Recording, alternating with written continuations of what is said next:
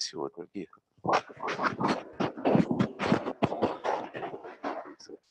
Então, reparem, talvez fosse melhor, nós não temos horário, não é verdade? Podemos ir até meia-noite.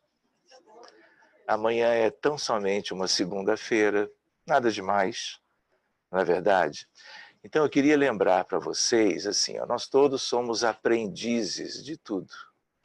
A gente até pode saber um pouco mais alguma coisa, mas sempre temos o que aprofundar, sempre temos questões que nós nunca vimos ou nunca entendemos. E quando a gente fala assim, mediunidade, magnetismo e medicina, eu gosto de chamar os 3 M's, porque as 3 palavras começam pela letra M. A primeira ideia, né, mediunidade, vocês todos sabem do que se trata. Então, nós gostaríamos de lembrar que nós vivemos normalmente na Terra em 2 grandes e diferentes dimensões. Ora estamos no mundo físico, ora estamos no plano espiritual. Viemos de lá, nós que estamos na matéria, para lá vamos retornar algum dia, não é? Tanto quanto aqueles que lá estão, voltarão e já estão fazendo, de certo modo, projetos para voltarem. Então, mediunidade é essa condição bem humana, é uma condição ao mesmo tempo universal, em que todas as pessoas são capazes, quando estão do lado de cá, de perceberem, de algum modo, a influência dos espíritos. Então, quando a gente pensa em médium e mediunidade, a gente lembra das pessoas que sabem escrever, da chamada escrita automática, que é a psicografia. Outras pessoas, ou as mesmas, além de escreverem, sabem como que ser acionadas pelos desencarnados e falam, muitas vezes minutos ou horas, sobre aquilo que eles estão influenciando esses médiuns para trazer aquele conteúdo para nós. É o que a gente chama de psicofonia. Então, psicografia e psicofonia, além da vidência, são as mediunidades mais comuns. Mas, de certa maneira, como nós somos seres espirituais, com corpo físico, vivendo agora uma experiência reencarnatória, uma experiência física, é natural que nós entendamos que o principal não é o corpo, o principal é a alma imortal que anima o nosso corpo. A essência da vida não é corpo físico, não é assim? Muita gente diz, olha, nós até temos alma. Não é isso, nós não temos alma. Nós somos corpos, e nós somos almas e temos corpos, para cumprirmos uma jornada evolucionária a mais. Mediunidade é essa coisa universal que permite que nós, mesmo estando na matéria, estejamos integrados com o mundo espiritual. De maneira ostensiva, alguns, de maneira sutil, a maioria dos demais. Mas mediunidade todos têm de algum modo. Só que, em geral, a gente chama de médiuns mesmo, aqueles que funcionam nos núcleos de contato mais direto com a espiritualidade, os ostensivos. Mas todo mundo tem intuição, todo mundo tem sensibilidade, todo mundo tem antena psíquica para captar as influências dos espíritos. Só vale lembrar, por extensão, que mediunidade é algo que vai além disso. Algo que nós vemos na literatura espírita, médiuns astrais. O que é isso? Médiuns astrais. São médiuns desencarnados. Nós não temos muita familiaridade com isto, porque nós estamos agora na matéria. Mas médiuns astrais são pessoas desencarnadas, que muitas vezes já foram médiuns em vidas anteriores, vidas físicas, e servem de instrumentos mediúnicos para, vamos dizer, contato entre espíritos, todos desencarnados, mas de esferas diferentes de vida. de condições diferentes. De tal maneira que quando há um espírito muito superior que deseja fazer-se presente de algum modo, trazer os seus conteúdos de esclarecimento para alguém ou para muitos num plano mais baixo, eles se utilizam de pessoas desencarnadas que têm um psiquismo próprio para isso. A mensagem deles vai ser modulada para que os que estão abaixo possam vê-la, senti-la, escutá-la, compreendê-la.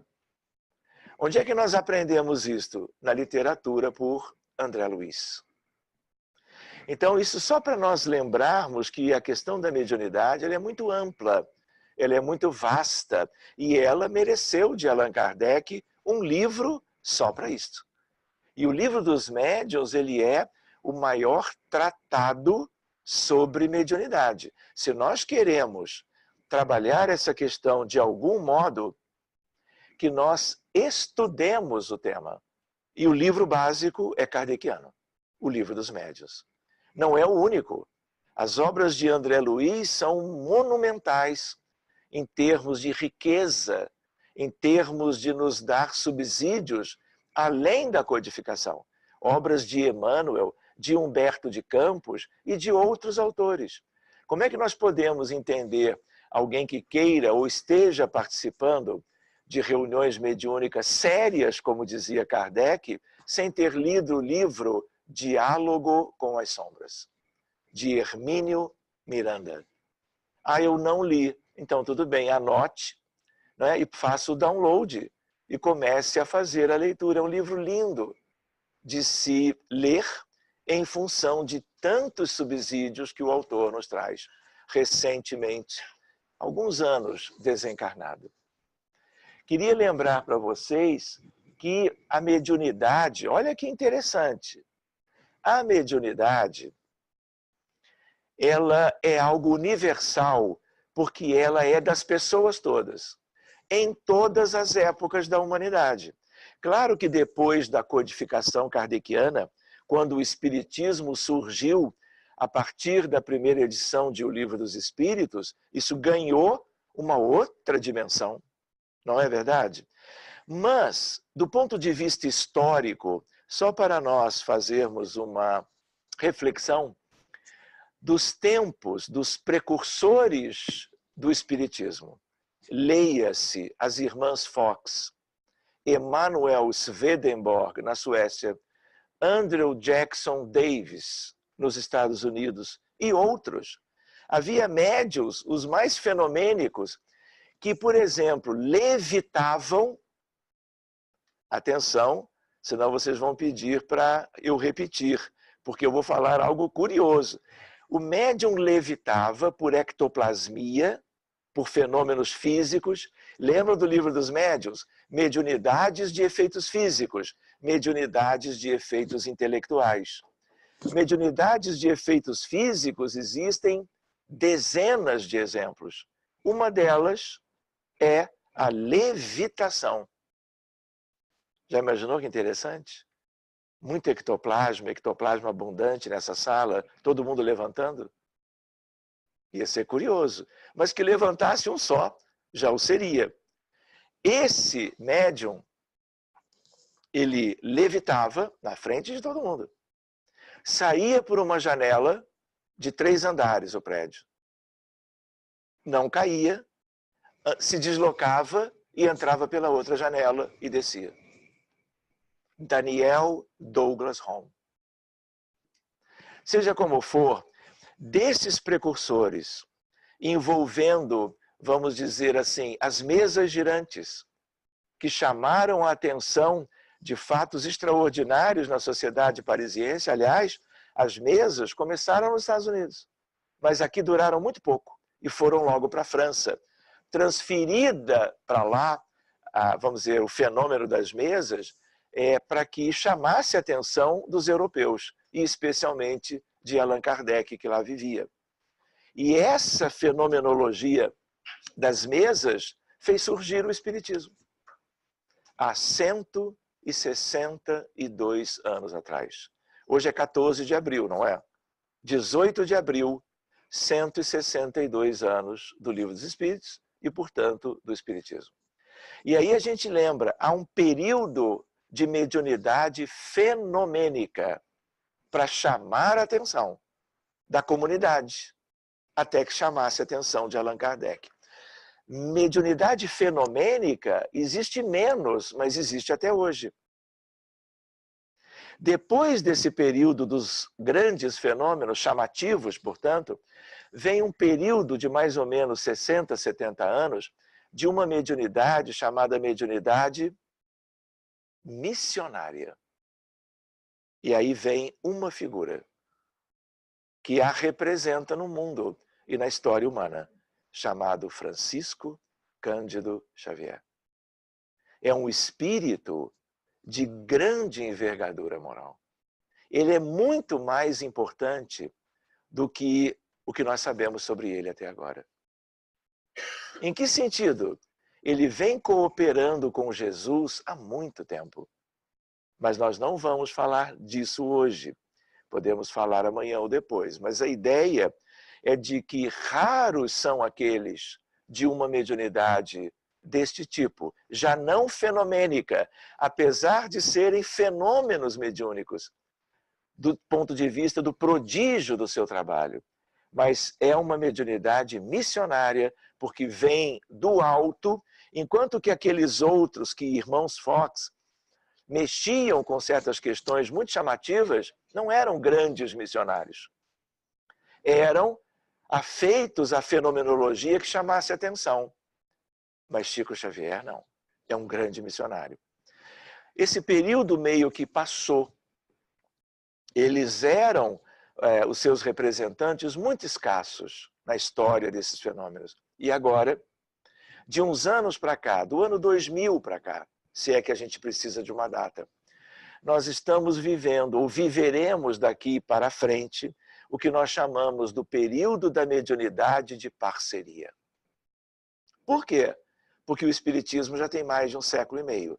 Médiuns têm estudado, pessoas têm desenvolvido a mediunidade, mas há uma ideia que vocês já ouviram falar, uma crença de que a mediunidade ou os fenômenos deveriam como que vir do mundo espiritual para o mundo físico.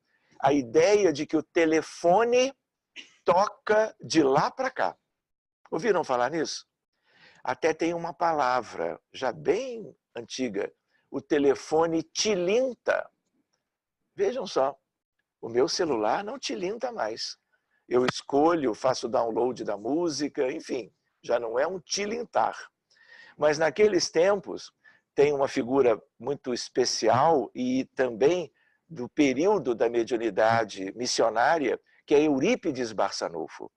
E ele nos disse outro dia que agora, pelo progresso do mediunismo na Terra, especialmente o mediunismo espírita, porque ele não é exclusivo dos espíritas, nós temos o período da parceria, em que o telefone toca também daqui para lá.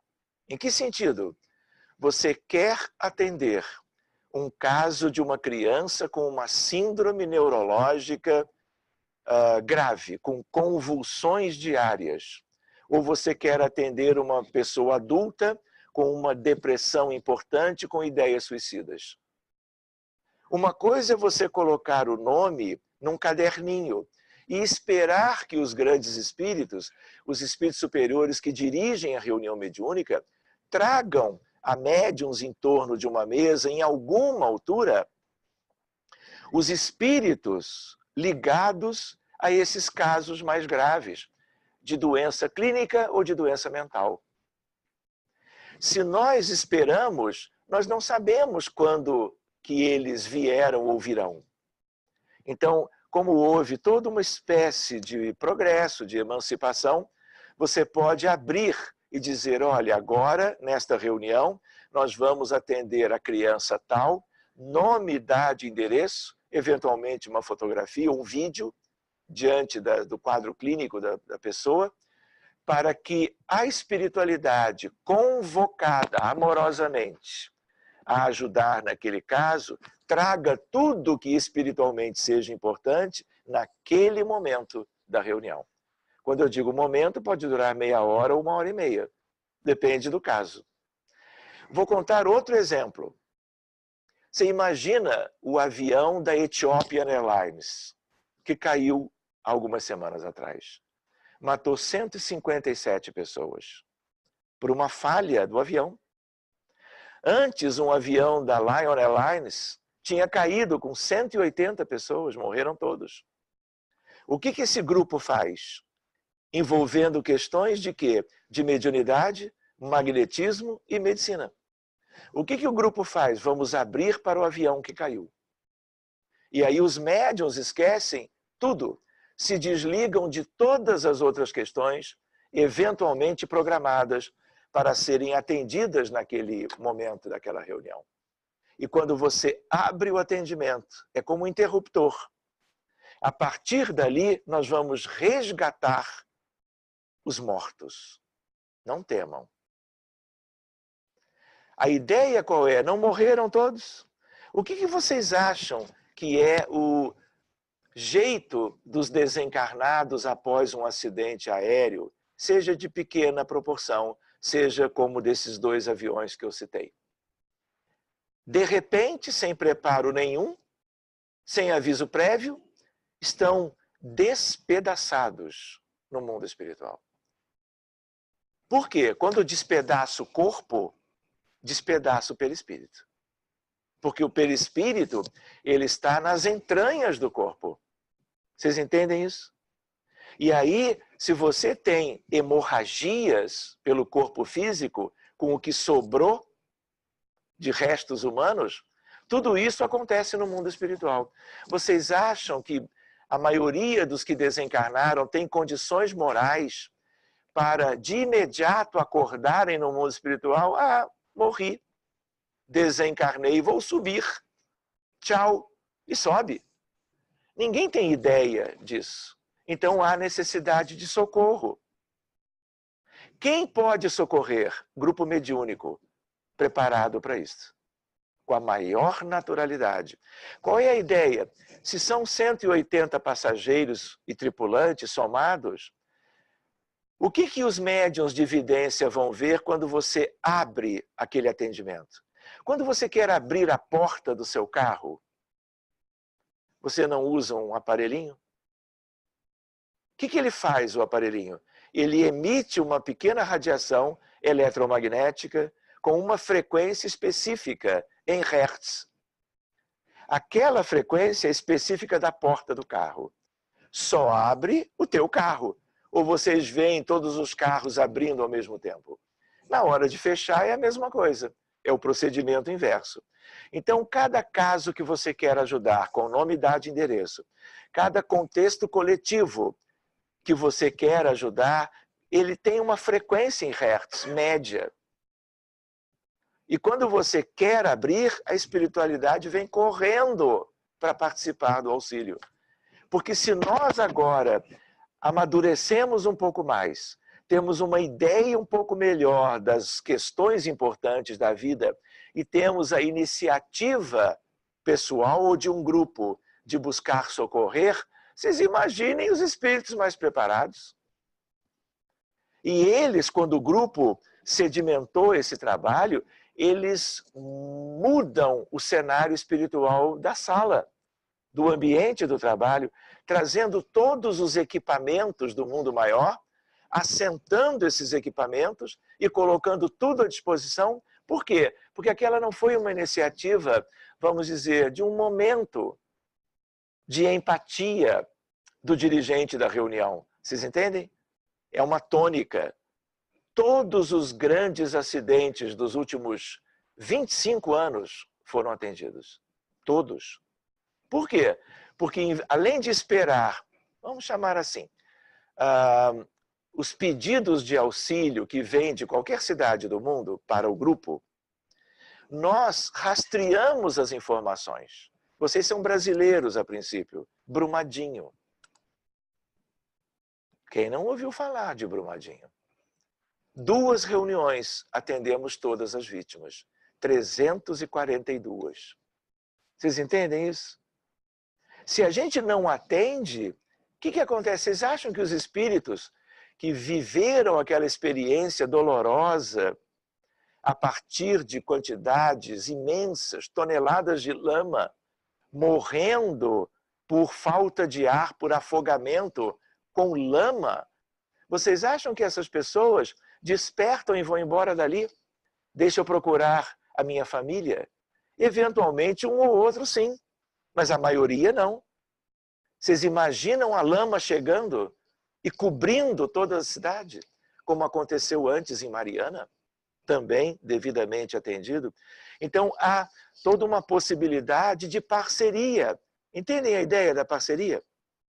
E aí, em vez de você, aí é uma outra maneira de trabalhar. Em vez de você colocar todos os espíritos que morreram no episódio, seja ele qual foi, atrás de 1 ou 2 ou 10 médiuns participando mediunicamente da reunião, para virem e se manifestarem psicofonicamente um atrás do outro, não há de ser mais assim. E aí você usa o outro elemento, que é o magnetismo. O mesmo magnetismo do passe, o mesmo magnetismo de cura, examinado no Livro dos Médiuns por Allan Kardec. Só que agora você vai fazer outra coisa.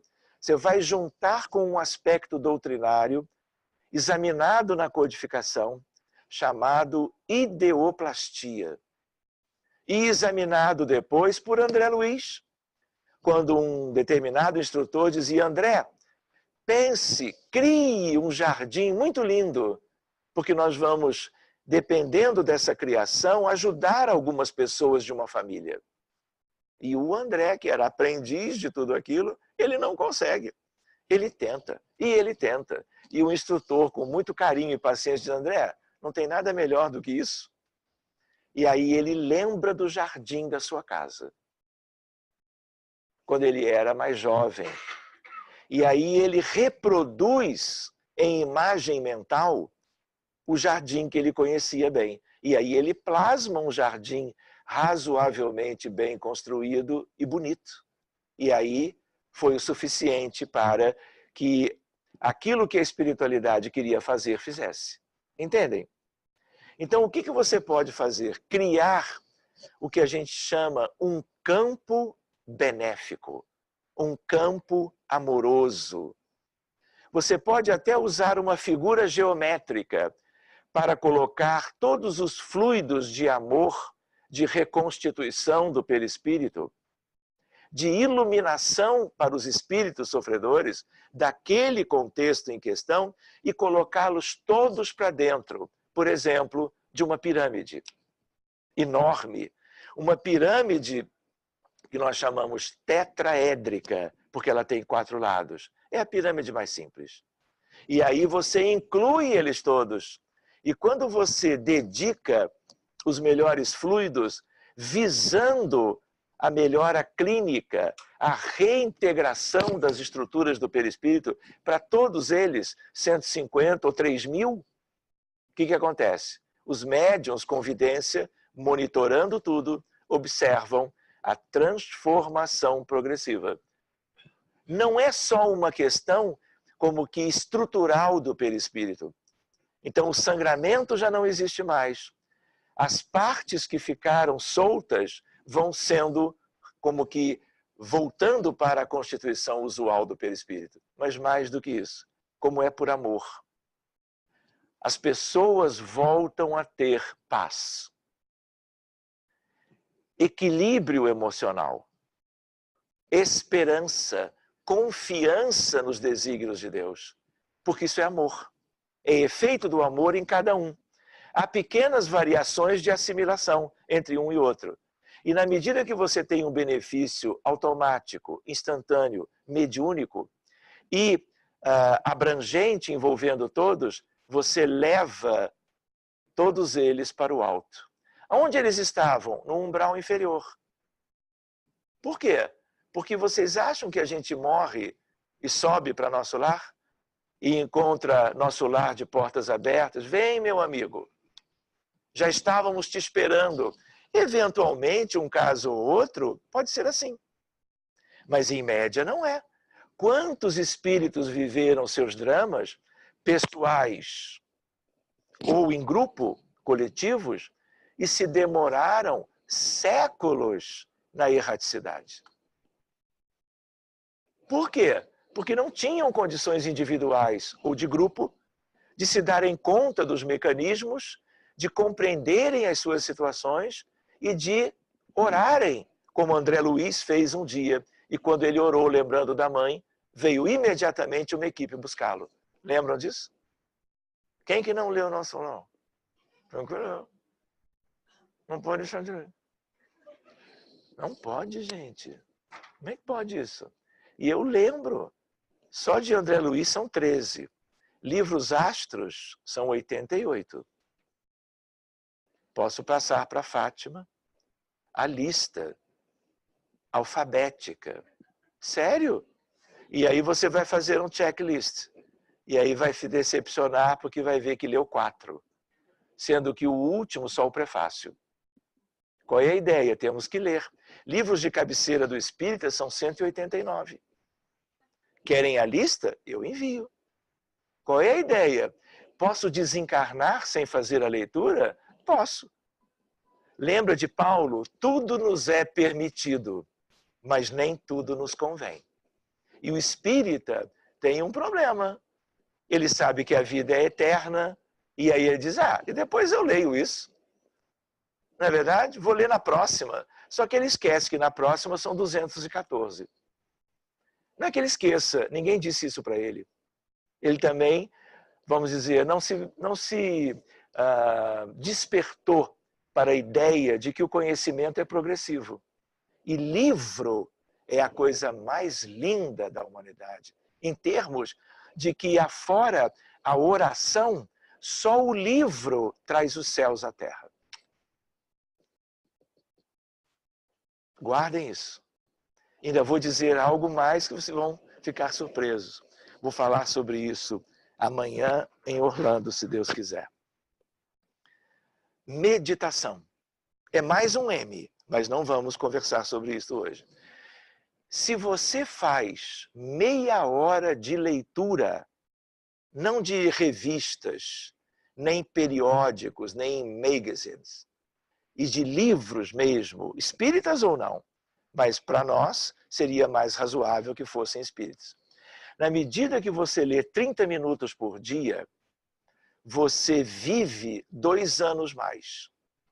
Quer viver mais? Lê 1 hora.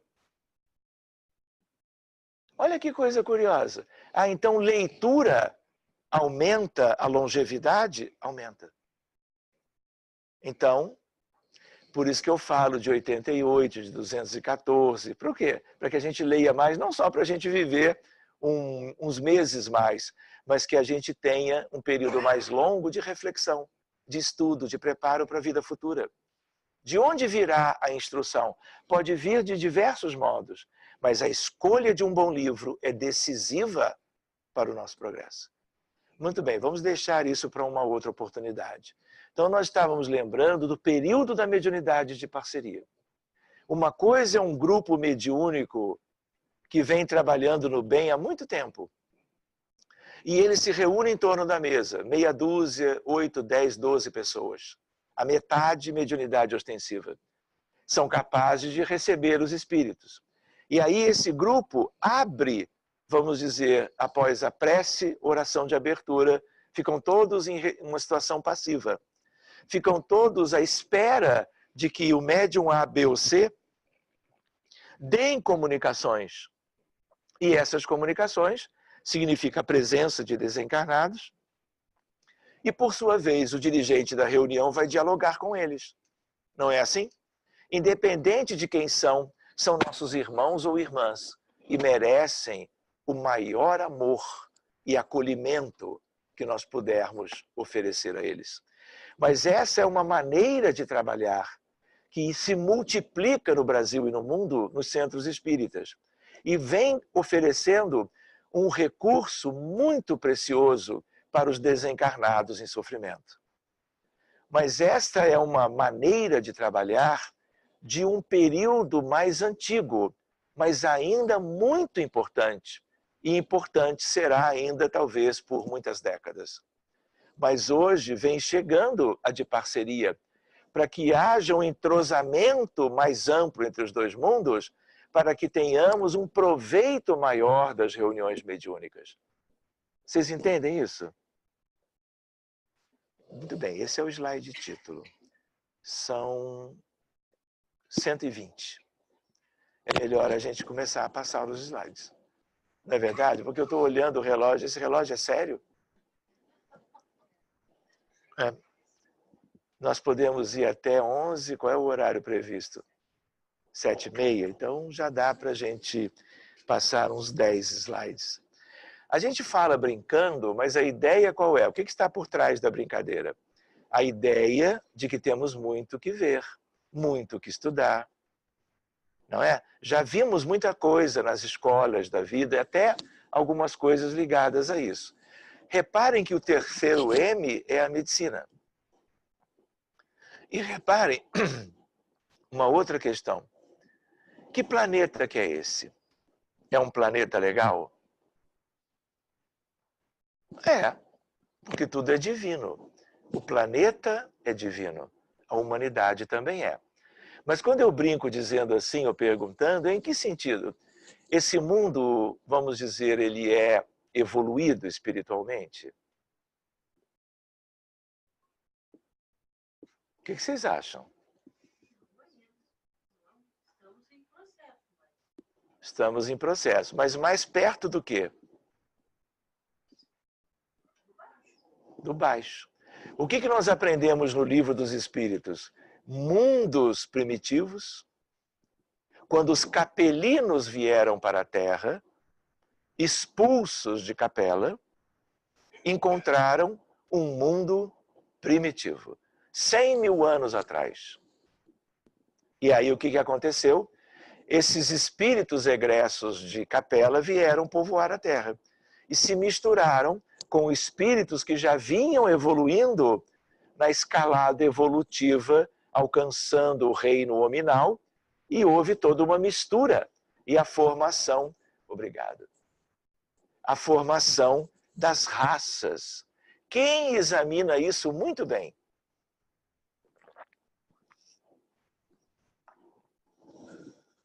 Livro Astro. A Caminho da Luz.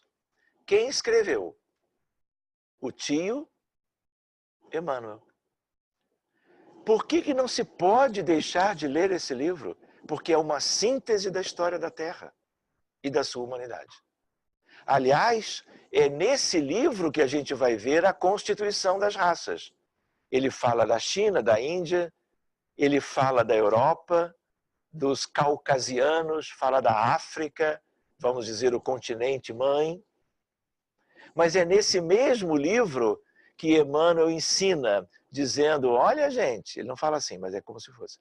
Ele diz assim, olha, há 4,5 bilhões de anos atrás. Uma coisa é o século passado, outra coisa é 1 milhão de anos. É algo que a gente não faz noção. Agora, vocês já imaginaram 4,5 bilhões de anos? Naquela altura, a Terra era incandescente. Ela estava se resfriando. Ela era fumegante ainda.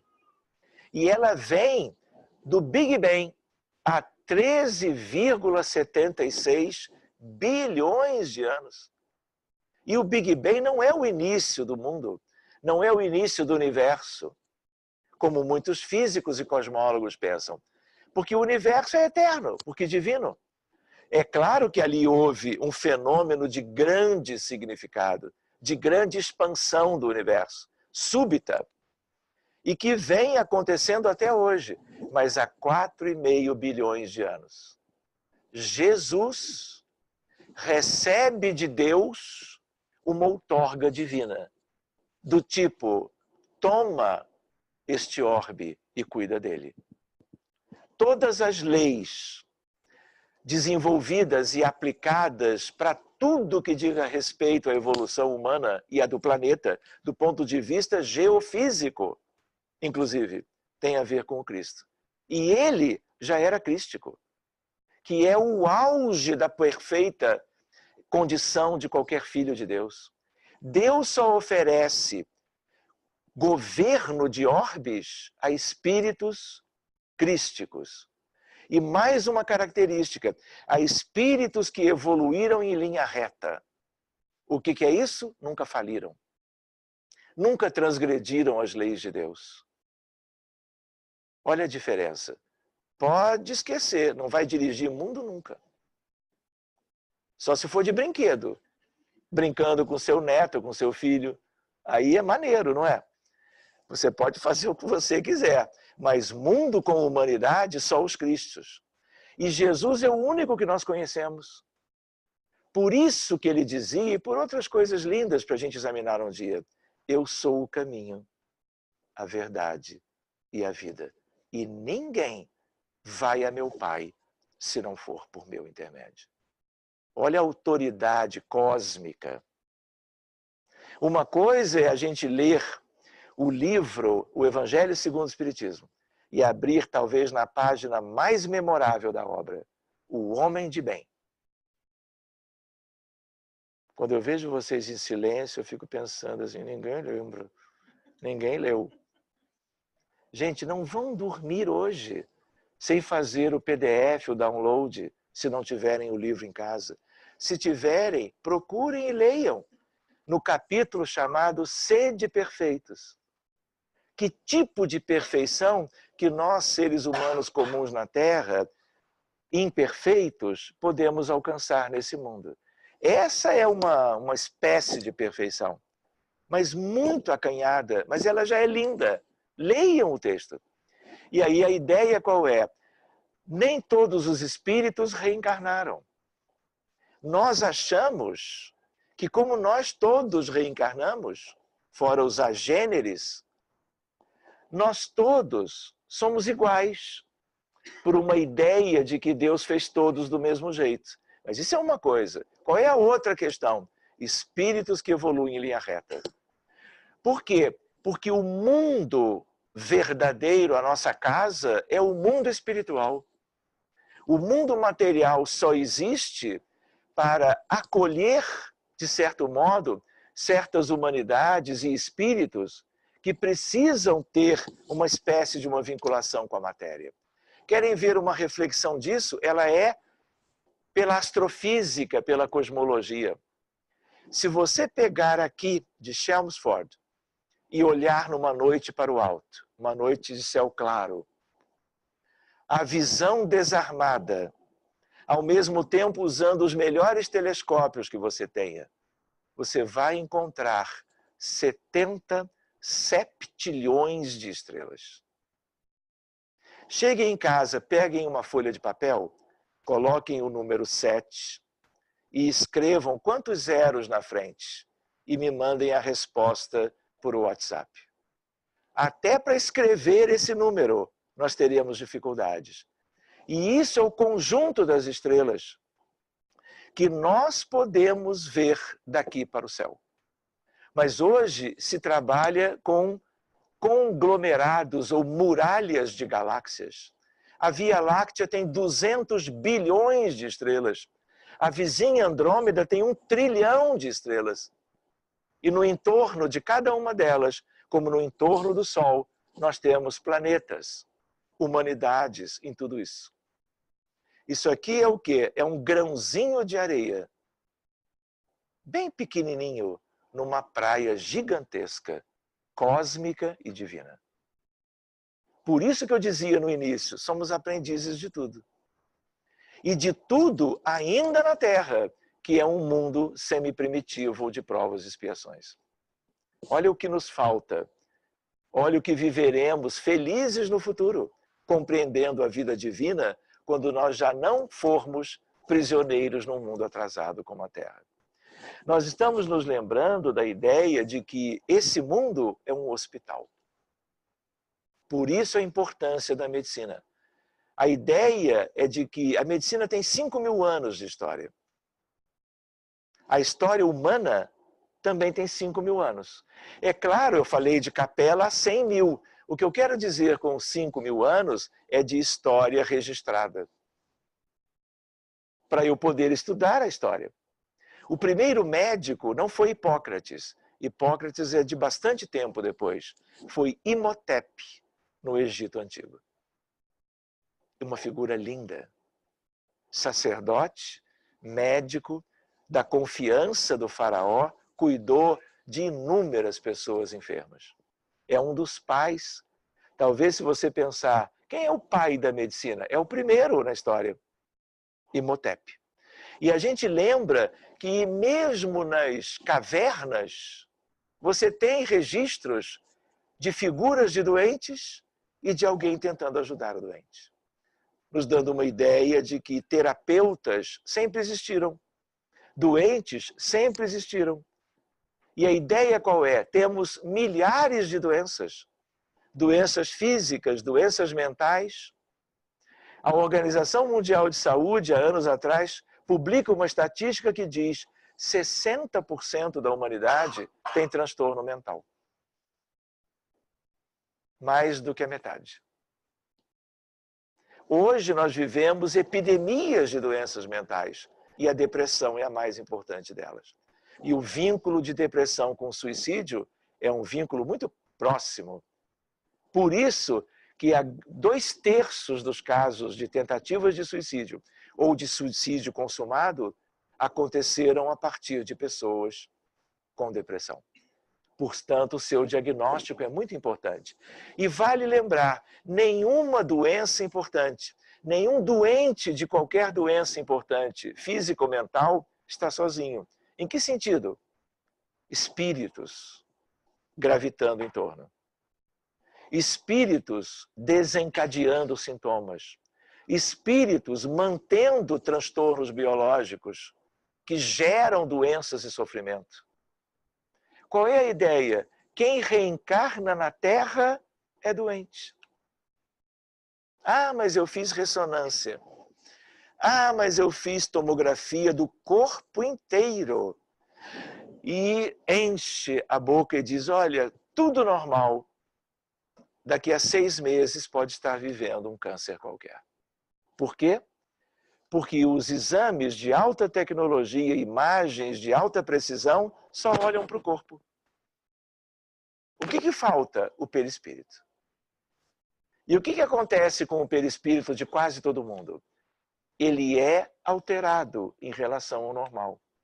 Dependendo de como nós vivemos a vida, o que acontece? Nós podemos evitar uma doença.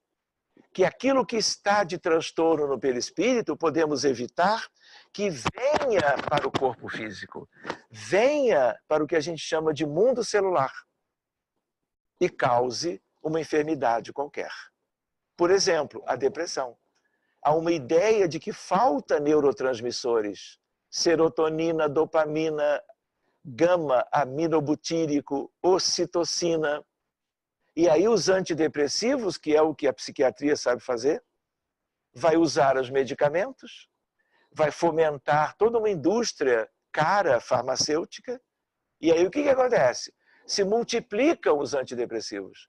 Quantos pacientes tomam 3, 4 remédios, às vezes 5, 6, ao mesmo tempo? Um é para dormir, outro é para acordar. Um é para comer, outro é para sair porta fora para trabalhar. Qual é a ideia? Efeitos colaterais. E qual é o problema? Chega numa altura, 2, 3 anos depois, mesmo que tenha havido uma certa melhora, a pessoa ou a família quer tentar retirar a medicação. Porque cansa, porque tem que comprar medicação toda hora, tem um receituário especial, tem efeitos colaterais, fica o estigma de doença mental, que não é simples de lidar. E aí a pessoa tenta ficar distante. E aí para de usar a medicação, com ou sem o consentimento do médico. E aí o que acontece? Volta tudo. 3 semanas, 5 semanas depois. Por quê? Porque vai eliminando os efeitos da medicação e vai ficando o quê? Tudo que havia antes. Tudo em que sentido? Aspectos não só biológicos, mas os aspectos espirituais. Leia-se obsessores. Espíritos que, por alguma razão, sempre alguma razão existe, estão vinculados àquele ser encarnado. E muitos sentimentos equivocados eles têm. Muita cobrança de dívidas kármicas fazem com que o doente adoeça. Então, uma frase para nós que eu vou comentar na depressão, mas ela é geral. Depressão é doença do espírito e no espírito deve ser tratado. Enquanto não proporcionarmos isto para os nossos pacientes com esse diagnóstico, nós poderemos ajudá-los e desejamos fazê-lo. Todos os psiquiatras o querem, mas nós estamos fazendo uma medicina de periferia. Uma medicina que lida com os efeitos e não com as causas. E nós temos que mudar isso. Quem vai mudar? Nós todos. Estudando, compreendendo e trabalhando no sentido de buscarmos questões diferentes. Então, reparem, há uma interface comum entre medicina, mediunidade e magnetismo. Esse é um tema para um seminário. Tanto é que eu ainda estou no slide título. E nada do que eu acabei de comentar são aspectos, como vamos dizer, desnecessários. Mas vamos seguir adiante um pouquinho, vamos ver se funciona. Tem laser também esse aqui? Tem. Devia ter, né? Vamos testar. Então, primeiro, vale a pena a lembrança? Não tem, não. Vamos ver. Ou tem sim. Vamos ver aqui. Ó. Aham! Muito bem, 150 anos da desencarnação de Allan Kardec. Quando foi? 31 de março, agora há pouco. E aí nós estávamos fazendo uma palestra nesse dia e lembrávamos para as pessoas. Veja lá, a ideia qual é? Matéria, energia, fluido e magnetismo. Temos que estudar. Nos tempos da codificação, os espíritos de Kardec falavam de fluido. Fluido vital, fluido magnético, fluido elétrico, fluido cósmico universal. Temos que ver o que é isto. E temos que ver se na terminologia da ciência atual, isso tudo é fluido de verdade. Porque muita coisa que foi entendida como fluídica, na verdade é campo. Campo gravitacional, campo eletromagnético, campo nuclear, que é diferente. Por exemplo, fluido elétrico não existe. Mas se falava naquele tempo para se referir àquilo que hoje nós chamamos de uma maneira um pouquinho diferente. Vocês entendem? Não importa tanto os nomes, importa que a gente saiba o que nós estamos querendo dizer. Mas, por exemplo, hoje, se você perguntar para um jovem no 2º grau, como se estivesse no Brasil, ou no college, o que é fluido? Fluido é o que pode escoar. Todos os líquidos, todos os gases são fluidos. Em termos de doutrina espírita, a única coisa que é bem fluido é o ectoplasma, porque ele escorre. Entendem? Então, esses temas, nós devemos guardar um tempinho para nos enfronharmos. E hoje nós temos muitas facilidades. Livros simples pela internet. Fazendo PDF, fazendo algumas leituras diárias. Vocês querem viver mais? Leia então sobre isso. 30 minutos já são 2 anos. 1 hora, já imaginaram quanto benefício para vocês? E não é uma coisa simples, gente. Meditação e leitura altera a função da telomerase.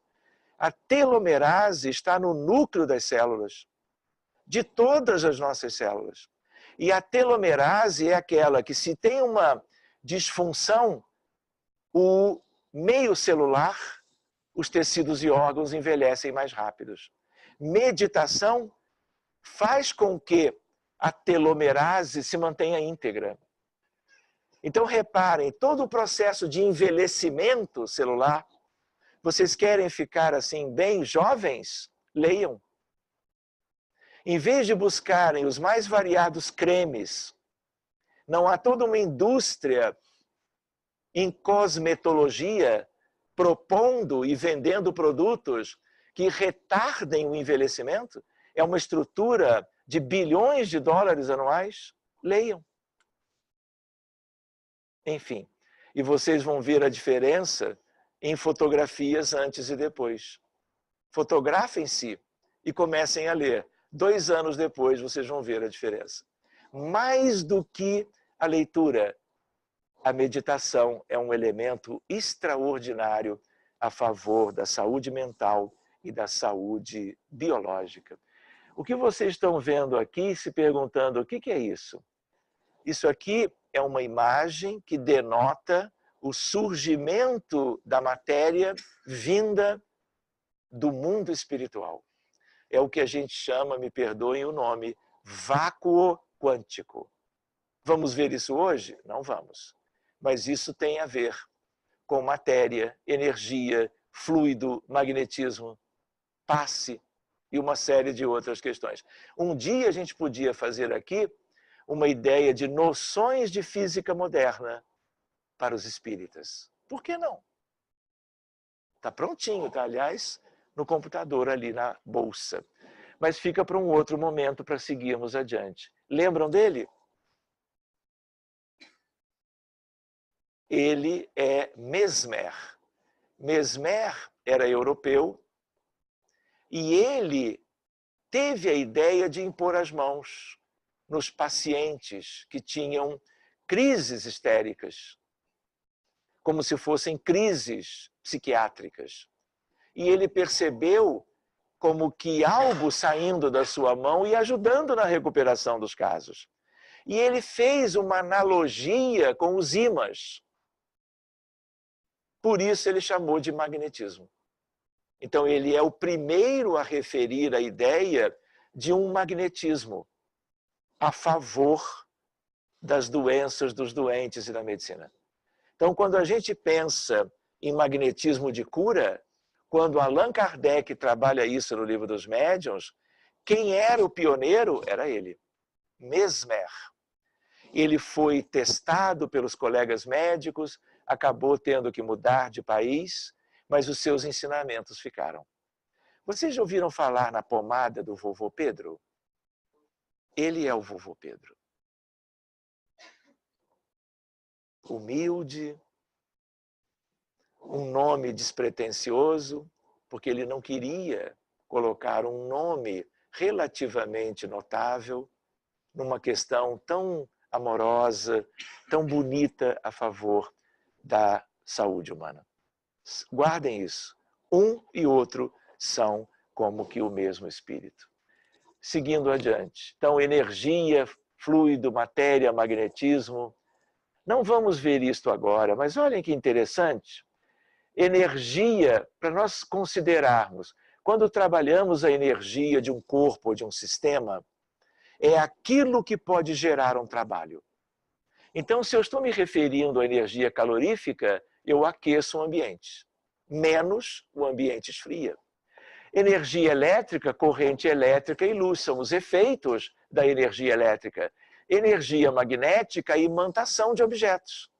E um objeto automaticamente, naturalmente imantado são os ímãs, que são materiais de ferro, constituídos de elementos de ferromagnetismo. Só para a gente ficar com um pouco a ideia do nome. A ideia de energia mecânica para nós nos movimentarmos.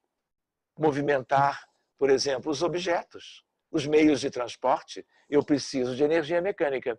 Energia química, inúmeros aspectos de laboratório, mas no laboratório do corpo físico, a digestão. Energia nuclear, a radioatividade. Energia mental, o pensamento. Se uma pessoa está cansada de tanto trabalhar e usar a mente para isto ou para aquilo, sem o repouso noturno, sem o sono fisiológico, o que acontece?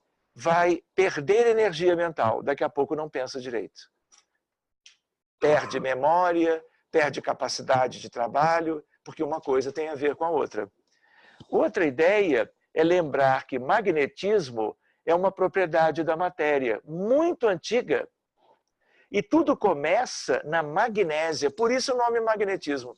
Onde fica a magnésia? No sul da Grécia. O que acontecia lá? Os barcos eram feitos de madeira, porque isso tem milênios.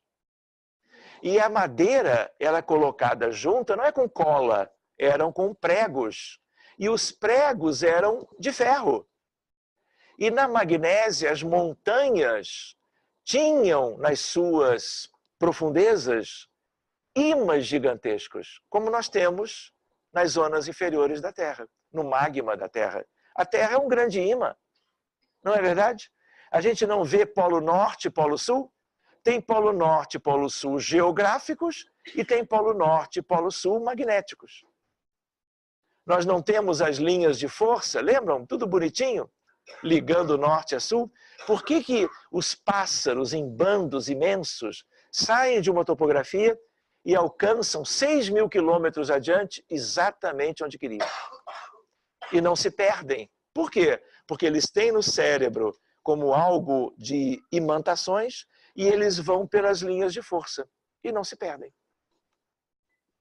Então, o magnetismo é uma ciência interessante. E essas pedras são óxido de ferro magnético, que é o nosso ímã. Quem era criança e não brincava com o ímã? Não é? Junta, puxa. Junta, puxa. Aí divide em dois. Aí tem mais polo norte do que polo sul. E vai multiplicando a brincadeira. A ideia de que a Terra é um grande ímã e as agulhas imantadas das bússolas se norteiam por essas linhas de força. Por isso tem navegação. Antigamente, pelas embarcações, que se dirigiam para cá ou para lá, se perdendo algumas vezes, não é? Mas se guiando pelas linhas de força do campo da Terra. A aurora boreal, ressonância magnética, trem de levitação magnética, tudo isso é magnetismo. Aqui as linhas de força, um pequeno ímã, a ideia de algo extraordinário da natureza, que vem pelo vento solar para a Terra, neutrinos interagindo com as linhas de força do campo magnético da Terra. Reparem que essa questão da aurora boreal, ela é algo complexa, mas nós não vamos ver isso agora. Mas a ideia de cinturão de Van Allen, vento solar, manto plasmático e questões ligadas à geofísica dos envoltórios da Terra. Olha que lindo isso, gente. Que planeta é esse? Querem morar lá? Evoluam muito, porque essa é uma das humanidades mais evoluídas do Sistema Solar. E a ideia qual é? Do ponto de vista planetário, astronômico, isso aqui é a aurora boreal no polo norte de Júpiter, captado da Terra. Outro dia. E fazendo uma imagem mais próxima, olha que coisa linda. Não é? Você pode ter tonalidade verde, azul, lilás, são as mais comuns, na Terra ou em qualquer planeta. A ressonância vocês conhecem. Quantos avanços da medicina por causa disso? Isso é magnetismo. O equipamento lida com fenômenos magnéticos para gerar pelo computador as imagens prodigiosas do corpo humano. Olha lá, aqui ó, é uma cerâmica supercondutora. E esse processo faz a cerâmica levitar. Não é nada de ectoplasmia. Isso aqui é levitação, é um aspecto do magnetismo, tanto quanto a levitação magnética de um maglev no Japão ou na China. Esses trens, você dá um impulso inicial e ele não para mais, só se você frear. Por quê? Porque ele está acima do piso, ele não tem contato, não há atrito, então não freia. Não tem que ficar gastando energia para os motores continuarem levando a coisa adiante. Seguindo adiante, isso nós não precisamos ver. Olha lá a ideia.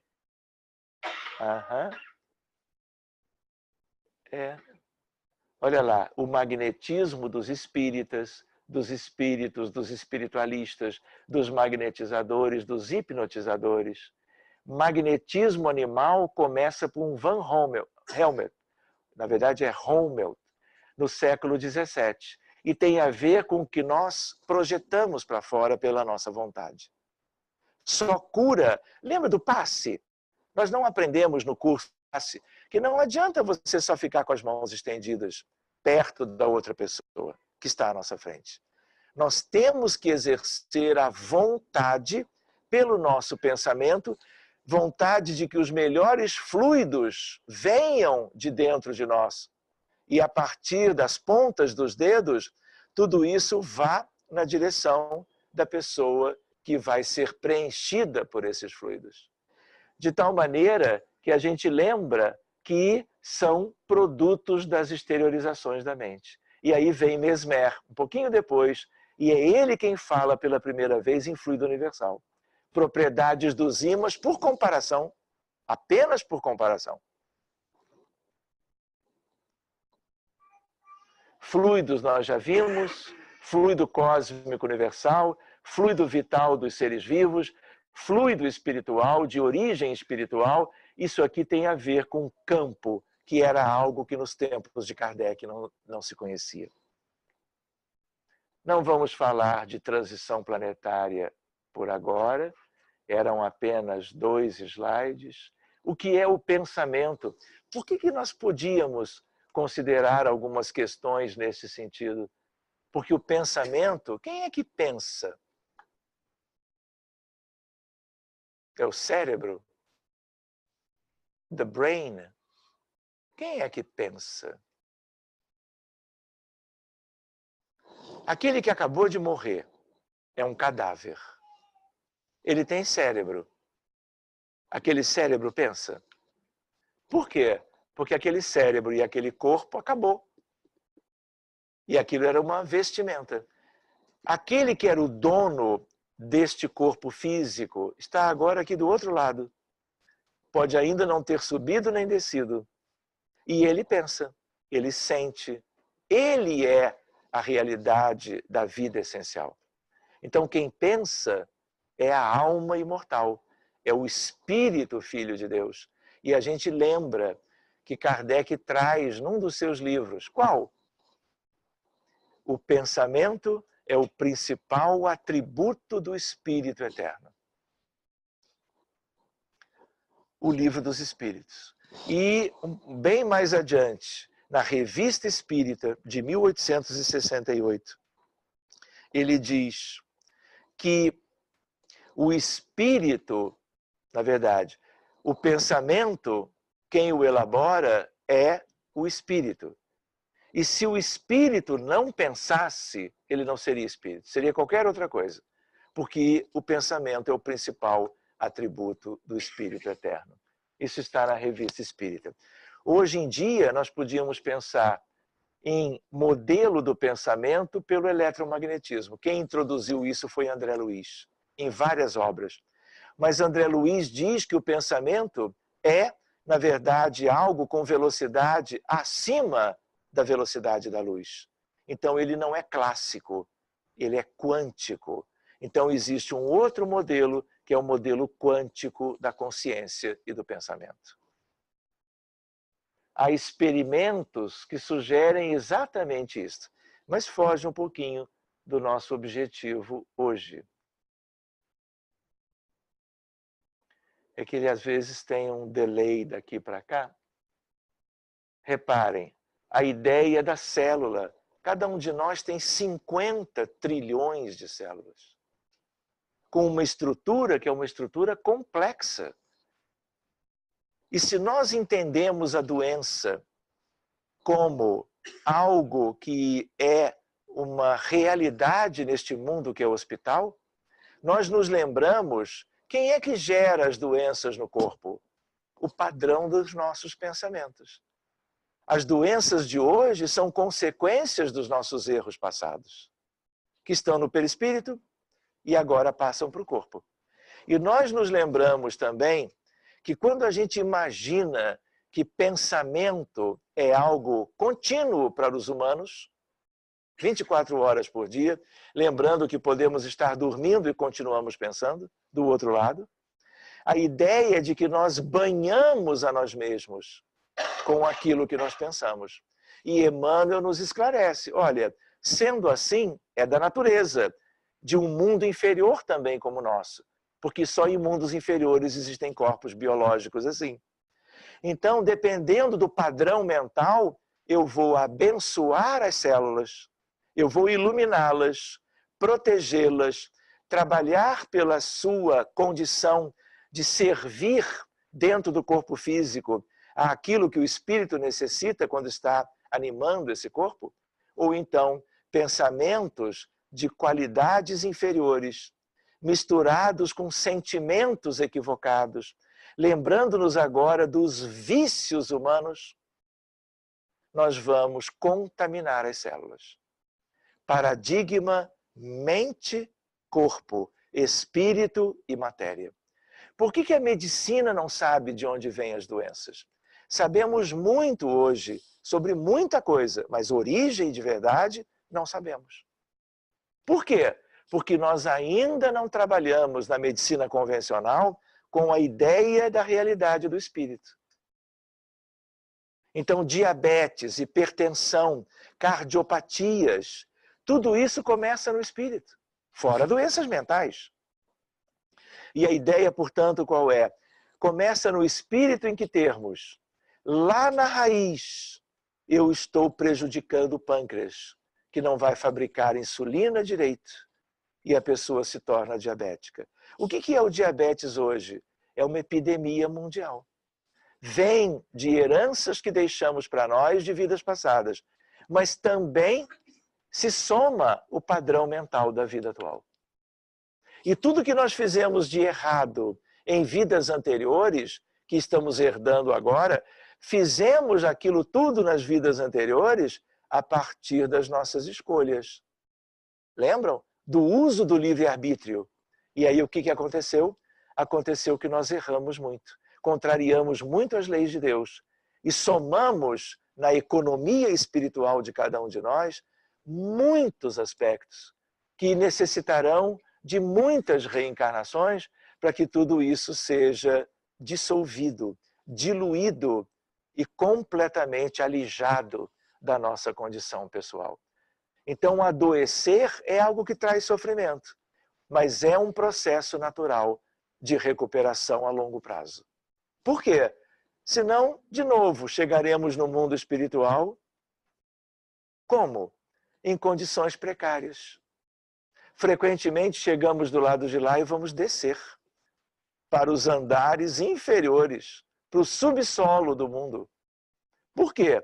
Porque ainda não nos livramos da massa do perispírito, da densidade perispiritual que os erros antigos ocasionaram. E aí, como somos mais massivos, o campo da gravidade nos atrai para baixo. Cuidemos. Aqui nós temos hoje, vejam só, elementos de luz celular, algo que não sabíamos há tempos atrás. Isso tem a ver com a fluidoterapia, tem a ver com o passe, tem a ver com avanços da medicina no sentido de diferenciar regiões do corpo a partir de detectores dos biofótons, chamadas de luz celular. Artigos de física tratando exatamente sobre isso, especialmente na Coreia. Biofótons. A ideia de bióforos, olha lá, equipamentos que possam medir o magnetismo, por exemplo, do passe. Você está preparado para dar passe? Vamos ver. Pegue lá o passômetro. Liga na tomada, deixa esquentar. E aí você tem a sugestão do dirigente, põe os dedinhos ali. Aí vai ter a oscilação. E o oscilador vai dizer as condições que você está. E repara, uma condição é uma condição média. Outra ideia, olha, esse dia foi um dia muito cansativo para mim. Talvez não seja o melhor que eu trabalhe como passista hoje. Então, qual é a ideia? Então, melhor, ou você testa, ou você diz, olha, eu prefiro receber o passe hoje. Ótimo. Melhor do que ir dar o passe sem ter condições. Só para lembrar que essas coisas que hoje são meio que invisíveis, meio que um tanto teóricas, difíceis de demonstrar, a não ser avaliando os efeitos, cada vez mais nós vamos poder ter uma ideia mais concreta de tudo isso. Bióforos é uma outra questão, nós não vamos ver hoje, mas olha só, questões interessantes para nós. Mudança de paradigma. A medicina hoje ela é mecanicista, ela é materialista. Qual é a ideia? Corpo. A medicina só trabalha com o corpo, mesmo na doença mental, de regra. Tanto é que aqueles que deveriam perceber a importância da alma humana imortal por trás das doenças mentais, na verdade, medica para mexer nos neurotransmissores, achando que quando eles subirem, o doente está tratado. E que tanto faz ter que tomar 20 anos os antidepressivos. É só receitar. Por quê? Vira uma medicina do cérebro biológico. Uma medicina de uma ideia interessante, que é dominante na psiquiatria, que é exatamente o quê? A ideia dos neurotransmissores e dos medicamentos pílulas. Muito bem. Reparem uma coisa, um exemplo para vocês. Se eu pegar 100 doentes com infarto, coloco num grupo de pesquisa de todas as idades, homens e mulheres, infartos leves, moderados ou graves. Construo um outro grupo igual, com a mesma quantidade, 100 homens e mulheres, todas as faixas etárias. E aí o que acontece? Esse grupo, além de ter os problemas que o primeiro grupo tem, infarto também, todos os pacientes têm depressão. Qual é a ideia? Um grupo sem depressão e um grupo com depressão. Vocês sabem o que acontece em termos de mortalidade? Todos eles não têm infarto. A doença física é a mesma, mas os que têm depressão morrem o dobro. Morrer o dobro em medicina é algo extremamente forte. Não é 10% a mais, é 100%. Entenderam? De onde vem isso? Como é que um problema mental, um transtorno mental, faz a pessoa morrer do coração? Mais do que isso, os deprimidos fazem mais infarto do que os que não têm depressão. Há 25 anos atrás não sabíamos disso. Agora sabemos e muito bem. Qual é a ideia? Hoje você pergunta para quem chega na unidade coronária para tratar do seu infarto: você tem diabetes? Tem, anota. Você tem pressão alta? Tenho. Está controlada? Não. Aí você tem que perguntar hoje: você tem depressão? Sim ou não? Se sim, você toma medicamentos? A depressão está controlada? Por quê? Porque se isso fica solto na unidade coronária ou na internação, ela vai morrer e nós nem vamos imaginar por quê. Na verdade, era a depressão levando à desencarnação. Como é que é isso? Algo da mente alterando o coração? Isso é um outro paradigma. Nós já não podemos ser mecanicistas ou materialistas. E aí vem a ideia que está ali do paradigma mente ou espírito, corpo ou matéria. Qual é a ideia? Tem uma ciência nova médica, psico-neuro-imunoendocrinologia. Ou seja, 4 áreas da medicina formando uma área só. Por quê? Porque é tudo integrado. E agora nós sabemos. Transtornos mentais alteram o cérebro, diminuem as defesas orgânicas do sistema imunológico e alteram as glândulas da pessoa, frequentemente a tireoide. Quantas mulheres têm hipotiroidismo ou hipertiroidismo? De onde vem? Lembram de um chakra, o vórtice tireoidiano ou laríngeo? Qual é a ideia? É a ideia do paradigma que nós precisamos estudar. De tal maneira que hoje todas as faculdades sérias, quase todas do mundo inteiro, têm disciplinas de medicina com espiritualidade. E nós podíamos falar disso, mas já estamos passando das 7h30. Olha lá o artigo, depressão e doença coronária. Depressão é um fator de risco independente. Por isso que depressão tem que ser diagnosticada e tratada. Se possível, por uma psiquiatria mais moderna, mas muito por uma abordagem espírita da depressão. Leia-se Desobsessão e Fluidoterapia no Centro Espírita. Vamos passar rapidamente questões do magnetismo que nós vamos ter que ver no futuro. Algo que talvez vocês não soubessem. Em nossa opinião, a ciência magnética que professamos há 35 anos deveria ser inseparável da seriedade. Quem era magnetizador? Ele. Onde está isso? Revista Espírita, 1858. Ele ainda encarnado. A iniciação de Rivéio nesse novo ramo dos conhecimentos humanos deu-se aproximadamente em 1823. Quando é que ele nasceu?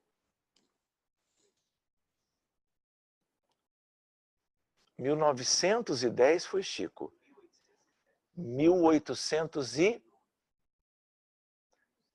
Eu esqueci de prometer uma caixa de bombons para quem acertasse. Está prometido. Ah, muito bem. Viu? A técnica é infalível.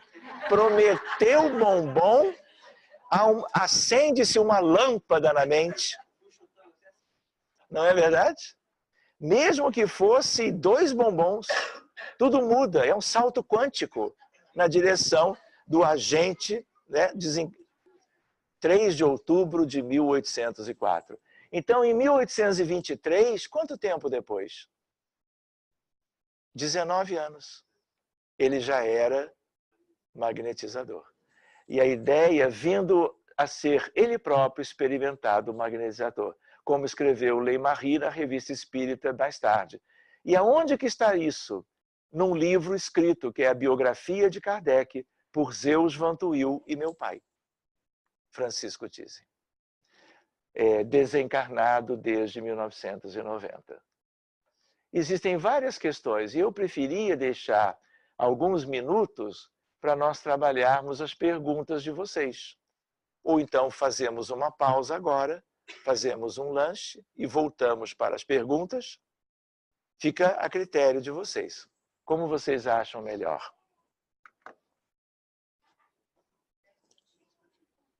Pode ser. E podemos voltar depois para perguntas até a meia-noite. Por favor. Eu tenho uma dúvida com relação à mediunidade.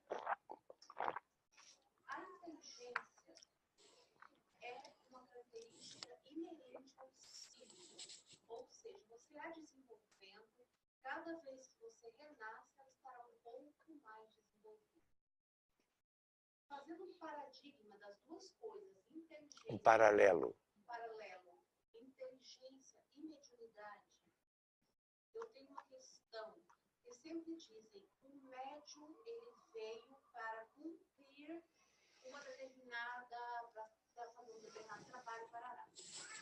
Eu tenho sempre uma questão, a mediunidade não iria desenvolvendo como a inteligência vem se desenvolvendo no espírito, ela também não é uma característica do espírito sendo desenvolvido. Por exemplo, o Chico Xavier é um médium extremamente, uma mediunidade extremamente desenvolvida.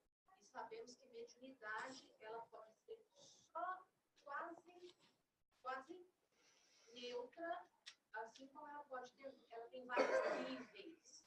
Assim como a inteligência também tem vários níveis. Já entendemos. Sim e não, como resposta.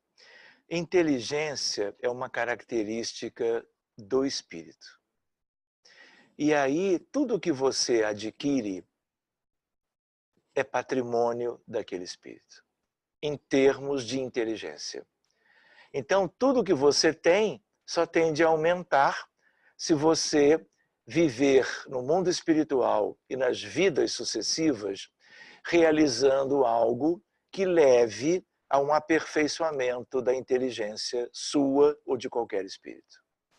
Na outra vida, tudo que é seu volta com você.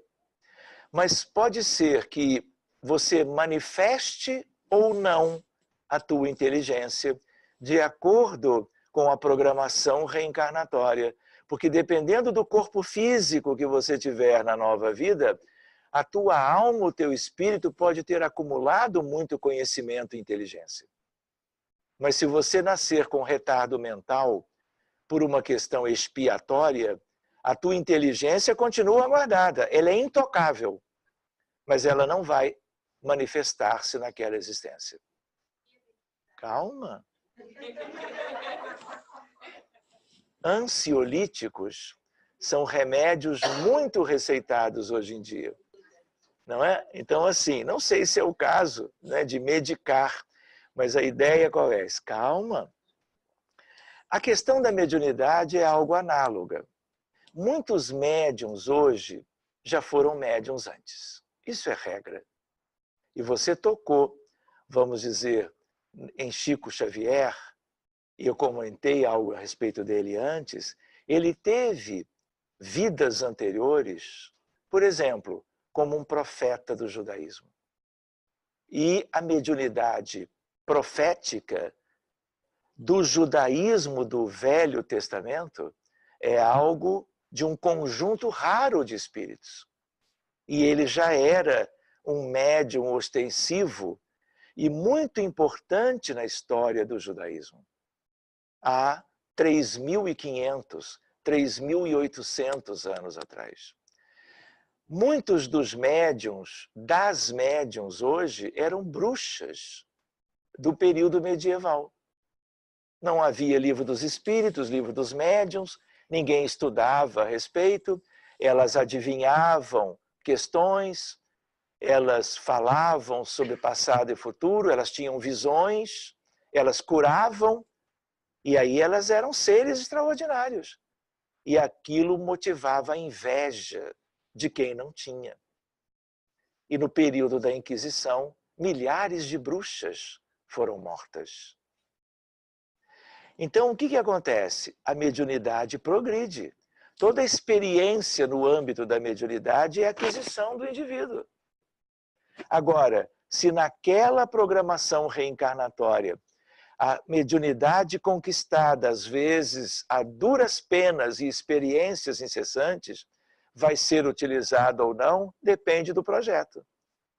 Pode ser que a pessoa deva, já com a base de ter tido muitas vezes contato com os espíritos, já tendo sido médium muitas vezes, que ela agora, ou ele, seja dirigente espírita.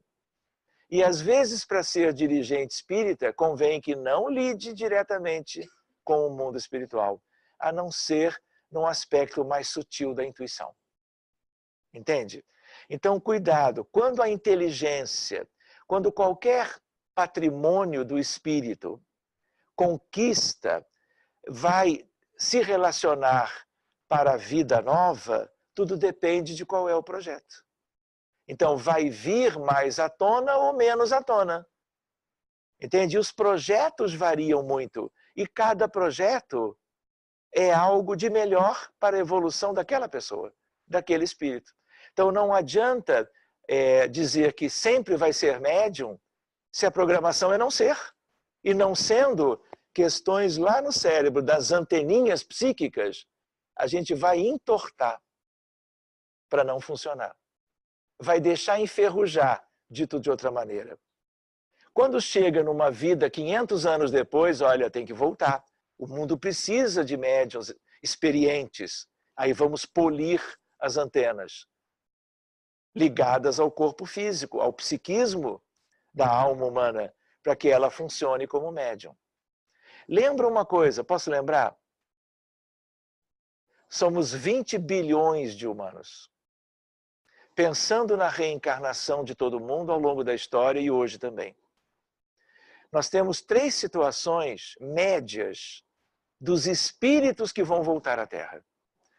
Uma minoria tem tanta evolução espiritual e moral que essa alma ou espírito escolhe onde, como vai voltar e para que vai fazê-lo.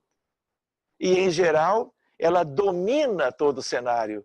Ela escolhe a família, ela escolhe a profissão, o trabalho e tudo aquilo que a leve a ter as melhores condições de dedicar-se, de novo, a uma humanidade carente. Eles são minoria e, em geral, são espíritos superiores das esferas mais altas que descem em missões especiais. Um outro contingente são aquelas pessoas que já têm noções importantes de espiritualidade, de mecanismos relacionados ao progresso humano. E aí ela não decide sozinha, mas ela medita enquanto está na erraticidade e se socorre de espíritos bem superiores. E dialogam entre si. Olha, o que o senhor acha que é melhor para mim? Exercendo, inclusive, a humildade. Aonde, com quem eu devo estar? E aí vem o espírito de maior elevação. Havendo merecimento para isso tudo, ele diz, olha, talvez seja melhor, porque você quer muito aprender a amar o próximo. Talvez numa encarnação nova como você nunca tenha feito na história do seu espírito. Venha conosco para a África, para um país miserável. Você vai ter acesso à universidade, a boas escolas, porque a tua família vai lhe favorecer nesse sentido. Quem sabe até vivendo uma primeira parte da sua vida na Europa. E aí você lembra de algo tipo Cruz Vermelha Internacional. E você deixa o consultório e o hospital. E você se candidata a ser médica da Cruz Vermelha. E aí você ganha todo um aval por capacitação. Aonde você quer trabalhar? Onde vocês quiserem me mandar. E eu vou comentar porque é uma questão pessoal. A minha filha está indo para Gaza. Vocês querem ir para Gaza? Lembram? Faixa de Gaza? Ela é psiquiatra, trabalha na Rocinha, favela do Rio de Janeiro, e agora está em Genebra, fazendo os preparativos para ir para Gaza. Se não puder ir para Gaza pela gravidade dos mísseis, que de vez em quando são deflagrados de parte a parte, ela vai para o Azerbaijão. Vocês querem ir para o Azerbaijão? Qual é a ideia? Programação. Ela traz isso de antes. E agora chegou a hora. Ela tem 35 anos de idade. E ela não quer outra coisa. Então, qual é a ideia? A ideia de que tudo é programação.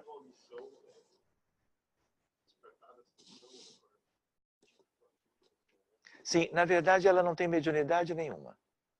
Eu estou me referindo a uma comparação porque ela vai como médica. Ela vai para ajudar um lugar de muita carência, de recursos, especialmente, mas não só, na área dela, da doença mental, porque ela é psiquiatra. Então, o que ela quer? Ajudar. Qual é o lugar mais carente? Ela rastreia. Quem pode me levar até lá com certa segurança? A Cruz Vermelha. Estou dentro. Então, a gente lembra que tudo isso tem a ver com as questões da programação. Só que o que acontece é que agora, para esse contingente, a coisa é de parte a parte. O espírito não decide sozinho. Você entende? Antes de nascer, ele consulta. Ele faz algo que vai durar a vida inteira, mas com uma espiritualidade superior que vai ajudar aquele espírito a chegar onde tem que chegar. Então é um entrosamento entre programadores, conhecedores de tudo porque superiores, e aqueles que querem se esforçar para fazerem algo que conte para o bem das pessoas e o bem dele próprio. Agora, o terceiro contingente é a grande maioria. E agora, as reencarnações são obrigatórias, compulsórias. Qual é a ideia? Vem. Essa é a sua família, é com essas pessoas que você vai interagir. A princípio, essa é a profissão que você vai chegar um dia a vivenciar, ou então você vai viver transtornos de saúde desde a infância e você não vai fazer nada disso, porque a doença é tão grave, por essa vida, que te impede de fazer certas realizações. Vocês entendem? Exemplo, uma criança dentro do espectro autista com gravidade. É um momento bem diferente, é uma situação especial, mas tudo isso é da Terra, porque nós somos todos ainda aprendizes do bem, imperfeitos, carentes de evolução, e nós precisamos mudar isso tudo. Por isso que é válido a gente trabalhar magnetismo, mediunidade e medicina, porque às vezes a medicina e a mediunidade, o uso, vamos dizer assim, abençoado do magnetismo de auxílio ou de cura, na verdade é algo que vai favorecer a todos. Encarnados, desencarnados e, por assim dizer, a humanidade inteira. Muito bem, já são 7:50. Nós vamos fazer um break que vai levar quanto tempo? Sei.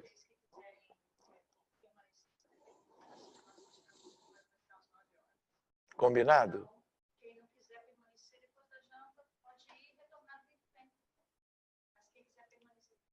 Mas eu pego o avião na quarta-feira. Essa história de ficar aqui até domingo não vai dar certo, não.